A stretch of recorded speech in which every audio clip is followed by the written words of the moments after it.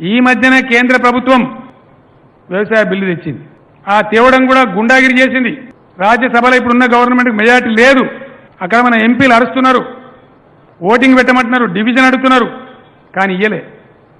ఓట్లు కూడా వేయకుండా స్పీకర్ ప్రకటించిన బిల్లు పాస్ అయిపోతుంది. బిల్లు పాస్ అయిపోయింది పో అని తలుపులు మూసుకొని వెళ్ళిపోయారు. ఒక గుండాగిరిలాగా బిల్లుని పాస్ చేశారు. దాని పర్యవసానం ఏందండి? మీరు ఆశ్చర్యపడతారు, పరిశాన్ అవుతారు. మీరు నేను ఇంతకుముందు చెప్పినా కదా, ఒకటే ఒక ప్రభుత్వం తెలంగాణ ప్రభుత్వం. రైస్ మిల్లర్లను పెంచి నేను మొన్న మాట్లాడినా, ఏమయ్యా మీరు సన్న బియ్యం ఎంతకు తీసుకుంటారు, ఏం సంగతి, సన్నవాట్లు ఎంత కొంటారు? ఆయన ఏమన్నాడో తెలుసా?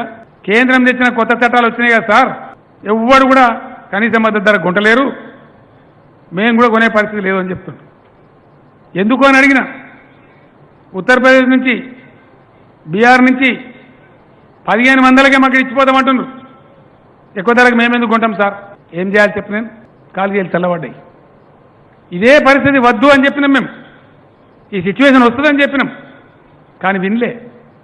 జబర్దస్త్ చేసి ఆగ మేఘాల మీద జులుం చేసి ఆ బిల్లును పాస్ చేసింది. ఇలా ఉత్తర భారతం అంతా ఉడుకుతా ఉన్నది. పంజాబ్లో రైతాంగం అంతా రోడ్ల మీద ఉన్నది. దసరా నాడు రామ్లీలాలో రావణాసురుని బొమ్మలకు బదులు ప్రైమ్ మినిస్టర్ బొమ్మలకు అలవెడుతున్నారు. మనం కూడా ఆలోచన చేసుకోవాలి. దక్షిణ భారతదేశంలో మరి తెలంగాణ రాష్ట్రం మనకు కూడా బతుకు తెరువు ఉంది. మనం కూడా రైతులం ఉన్నాం, కాపులం ఉన్నాం.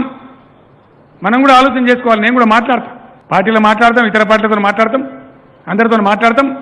అవసరమైతే పిడికిలు బిగించాలే, యుద్ధానికి పోవాలి, లేకపోతే బతకనీయరు. సిస్టమ్ ఏం చేస్తే తెలుసా వాళ్ళు చెప్పేది? సిస్టమ్ ఏంటంటే రైతులకు మేము చాలా మేలు చేస్తున్నాం. రైతు తాను పండించిన పంట దేశంలో యానన్న అమ్ముకోవచ్చు. అమ్ముకుంటాడా రైతు? ఒక ఆయనకు దమన 20 క్వింటాలు వచ్చినాయి, 30 క్వింటాలు వచ్చి కాదు 50 క్వింటాలు వచ్చినాయి. 50 క్వింటాలు కొడకన్ల దాటి జనగామకు అమ్ముతాడా? అమ్ముతాడే?